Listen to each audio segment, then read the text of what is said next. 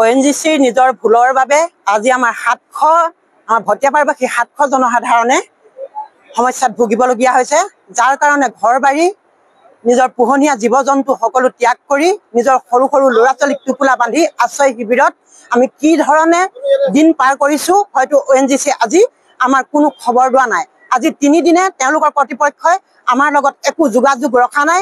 আমি কি খাইছো কি বইছো বা কেনে ধৰণে আমি জীয়াই আছো এই কথা তেওঁলোকে কোনো ধৰণে আমাৰ কোনো এজন মানুহৰ লগত তেওঁলোকে কোনো যোগাযোগ কৰা নাই। আৰুপৰি আমাৰ ইয়াৰ DC অহা ADC প্ৰথম আহিছিলে, মোৰ ঘৰ এই ওচৰতে LP স্কুলতে ADC লগত মই কথা পাতিছিলো। তেওঁ আমাক অন্যখিনি কোৱা নাই, তেওঁ খোৱাৰ যোগাৰখিনি দিছে আৰু খোৱাৰ যোগাৰখিনি তেওঁ আমি অসম চৰকাৰৰ ফালৰ পৰাহে পাইছো। ONGC আজিলৈকে আমাক একাপ চাহ বা এটা পেকেজ লাঞ্চ আমি পোৱা নাই। যেহেতু আমাৰ ল'ৰা ছোৱালী আজি কণ ল'ৰা ছোৱালীয়ে আমাৰ ভাতটো হয় 11-12 বজাত, সিহঁতে আমি গেছটো যেতিয়া জ্বলাব নোৱাৰো তেতিয়াহ'লে সিহঁতি সেই অকণমান চাহ বা অকণমান পানী খাবলৈও সিহঁতি অপাৰগ হৈছে। তাৰ কাৰণে সিহঁতৰ বহুতো সমস্যাৰ সৃষ্টি হৈছে। যিহেতু 8 বজাত ল'ৰা ছোৱালী স্কুল কলেজলৈ ওলাই যায়, সেই সময়ত সিহঁতি আজি ঘৰৰ ভিতৰত সোমাই থাকি শব্দ প্ৰদূষণৰ কাৰণে ওলাব নোৱাৰা হৈছে। আজি যিটো 3:30 বজাত যিটো শব্দ প্ৰদূষণ হৈছে ধুমুহাৰ বাবে, সেই প্ৰদূষণত গোটেই অঞ্চলটো ধোঁৱাৰে আৱৰি ধৰিছিলে, যেন জুইহে জ্বলিব।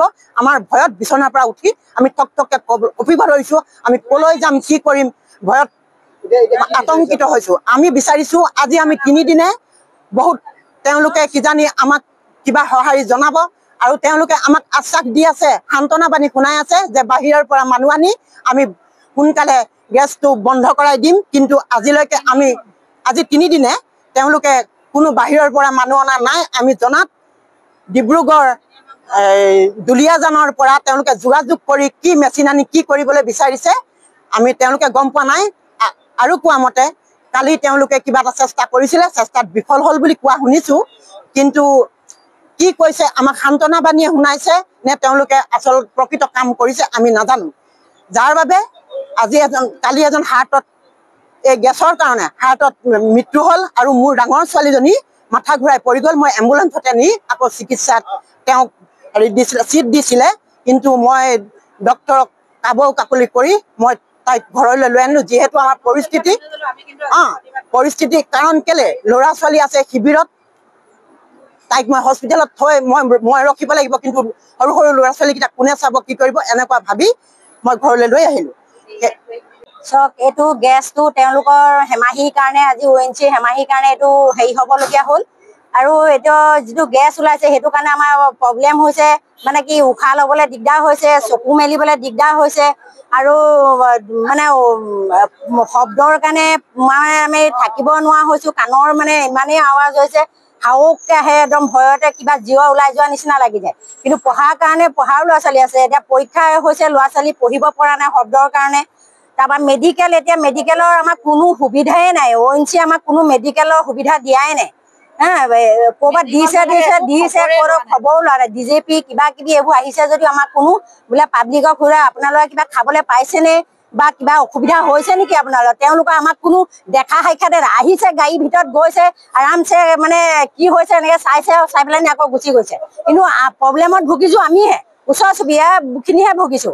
এইটো লাগিলে আমি মানে জ্বলিয়ে যাওক, আমাৰ আপত্তি নাই। আমি যিখিনি সুবিধা দিব লাগে সেইখিনি আমাক দিয়ক।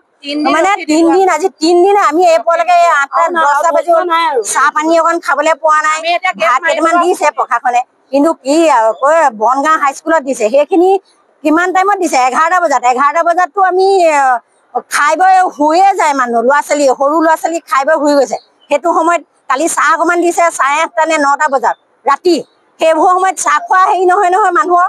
গতিকে এজন হাৰ্টৰ কাৰণে ঢুকাই গৈছে। সেইটো কাৰণে আমাক গোটেইখিনিৰ পৰা আমাক মানে ONGC আমাক মানে হেৰি ল'ব লাগে, প্ৰটেকশ্যন ল'ব লাগে, সোধ পোছ কৰিব লাগে। তেখেত অকণমান মানে কমজুৰি আগৰ পৰা অলপ আছিলে, কিন্তু সেইদিনা ইয়াত যেতিয়া বৰ ডাঙৰকৈ এটা আৱাজ কৰিলে তেখেত মানে বাৰাণ্ডাতে থিয় হৈ আছিলে। তাৰপৰা থিয় হৈ থাকিলে তেওঁ মানে ক'লে যে সেইটো কি হ'ল, এনেকৈ কৰি তেখেত ভিতৰলৈ সোমাই গৈ চকীত মানে বহি পৰিলেগৈ। বহি পৰা পিছদিনাই তেখেতৰ মানে হাৰ্ট এটেক কৰিলে আৰু কৰি পেলাই ঢুকালে। আৰু নামটো নৰেন গগৈ তেখেতৰ পেচেণ্টৰ নাম।